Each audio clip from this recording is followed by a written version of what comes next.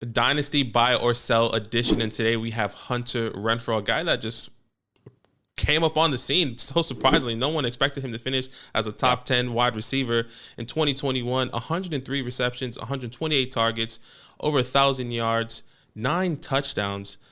I mean, this connection that he has with Derek Carr, I'm hoping it continues. But Zach, are you buying or selling for the 2022 season?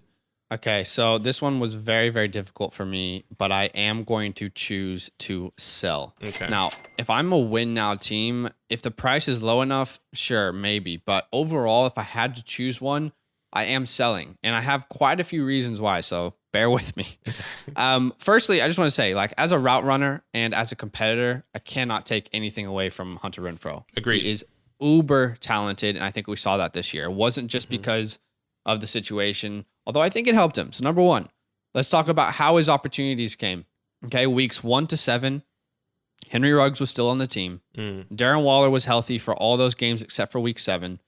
And during that time period, Hunter Renfrow was averaging 12.7 PPR points per game, and he was 21st in targets, weeks 1 to 7. Okay, in weeks 9 to 18, now Ruggs is gone, legal issues. Waller missed 5 of 10 games, had some injury issues, and his points per game hikes up from 12.7 to 16.6, and he goes from 21st in targets to 12th in targets in that time period. Okay. So while he balled out, I do believe that he was a necessity for Derek Carr in this offense.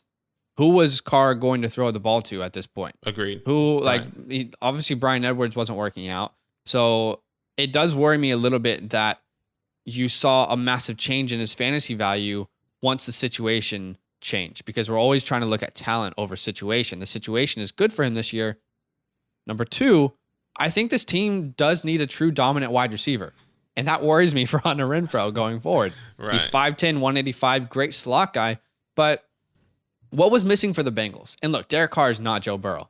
But what was missing for the Bengals? It was a dominant wide receiver like Jamar Chase. Jamar put them over the edge. It would not surprise me if the Raiders went out in free agency, drafted a big body, or even in the draft if they use a first or second round pick on one of these wide receivers. Let's say in the draft they go for Treylon Burks, Drake London, or Jahan Dotson, one of these guys that they can see as a dominant wide receiver. Or in the free agency, what if Devontae Adams actually does link up with Derek Carr? What would that mean for Hunter Renfrow? Or what if Allen Robinson came over, or Chris Godwin, you know? I think there's many players who could come into this offense and take over that dominant wide receiver role, which would hurt him. And number 3 is his age. Look, it's not a big deal. He's 26. He'll turn 27 in the season. But I think a lot of people, because he just broke out this year, think he's like 22 or 23 years old. That's kind of the expectation. But when you actually look into it, guys like Juju are actually younger. Juju Smith-Schuster is younger than Hunter Renfrow, which should blow a lot of people's minds. So unless he fits your win now timeline, I'm not really looking to have him on a futuristic build type team. Right. And number 4, my last one, I know it's a lot of content, but I had a lot of thoughts on Hunter Renfrow, is he quarterback proof? You know, goes to another place. There's been rumors of Derek Carr being traded. He only has one more season. So in 2023, he's a free agent.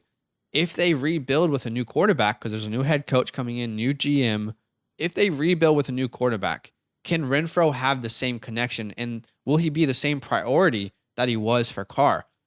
As much as I love him and I love the story, I couldn't guarantee that based off of his build and the type of wide receiver that he is. Right. So for me, I am selling. It's all those things combined.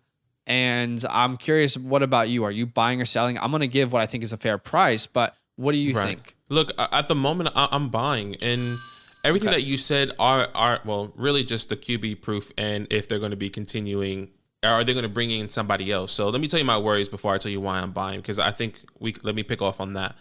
If they bring in another big name like Juju, Allen Robinson, Devontae Adams, someone along those lines, I'll be a little bit worried.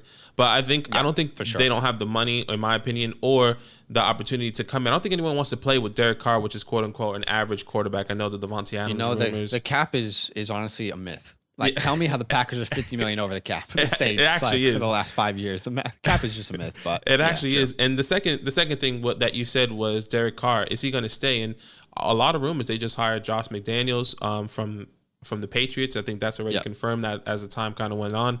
And there's everything saying that he likes Derek Carr. He wants to build around Derek Carr. So these are, I guess, kind of contingencies. This is why I'm buying, because there's rumors and reports that Josh McDaniels really likes Derek Carr. There's rumors and reports that, they're going to continue with this kind of offense. So the reasons why I'm buying now is purely because I love his opportunity and I love what I saw from the Raiders last year. If everything goes the right way with Derek Carr and they bring in, like I said, like you said, somebody in the draft, and then I can be worried. But I think if they bring in someone from the draft, like a Pickens or a Dotson, I won't be as concerned. I don't think someone like a Treylon Burks, I think we if you watch our videos, that I'm really concerned that he's going to be taking away from Hunter Renfrow that much. He may not finish in the top 10. I think this is his absolute ceiling. Yeah, totally. And that's the thing. Now's the time to trade when I look at everything. You know what I mean? Like, he just finished as a top 10 wide receiver. Right. I would bet $100 that he's not going to be a top 10 wide receiver next year. Now, he could if the situation stays the same. Yeah. But the Raiders have needed wide receivers for a while now, and they lost Ruggs. To me, I would be super surprised if there's not a big body wide receiver out of free agency or the draft coming to Las Vegas. That would really surprise me because they improved defensively. Yes. They improved offensively. Got a great running back. That's the only great tight end. They need a dominant wide receiver. So at the end of the day, I'm thinking, let me sell high right now. Right. Because the talent profile doesn't blow me away with Renfrow. But the thing Let's talk about what's a fair price then. So you're buying him. What are you okay to give away to get Renfrow in return? Look, I'm looking at like a mid-second, an early second. I don't think you can get a first or anything, in my personal opinion. And that's the thing. This is why I bring up the question. I don't know if Pickens or Dotson is going to be a first round pick in this new draft, for example, or Treylon Burks is going to be a first round pick. So I think Burks in London are pretty set to be first. So I just think it depends on where. I don't think they're going to land in Vegas because they're going to be so early in the draft. Vegas is 22nd or something around there. For sure. Along those lines. Yeah. So to be fair, the wide receivers in this class, there's a lot of room for different opinions. So it's hard to say. Look, I'm trying to sell him. So I would literally take any 2023 first. If there's a win now team and maybe they view him as the missing piece. You think you can get a first for him? Make it happen. Honestly, if I can get a 2023 first, I would be willing to sell Renfrow and a third and another piece that I don't really care about to get that first. If I can get a first. And I would settle for a late first in 2022 as well. Okay. I think you can get that. I really do think you can. Because of how hyped the name is. You can look at this season, man. You can sell this to someone. Finish as a wide receiver 10, 128 targets, over 1,000 yards, 9 touchdowns. I mean, you can definitely sell this to someone. I don't know if it's going to last long term, so I'm trying to get out. But you can understand both perspectives. Let us know in the comments. What are you doing? Are you trying to buy him or are you trying to sell him? Let us know below. Yo, what's good? Thanks for watching. We got a lot more videos. A lot more. If you want more videos. Watch now, it. You can also subscribe. Right now. If you want to. You need to. And lastly, don't forget that you can sign up to support the show and get exclusive content by going to patreon.com/fantasylandfam.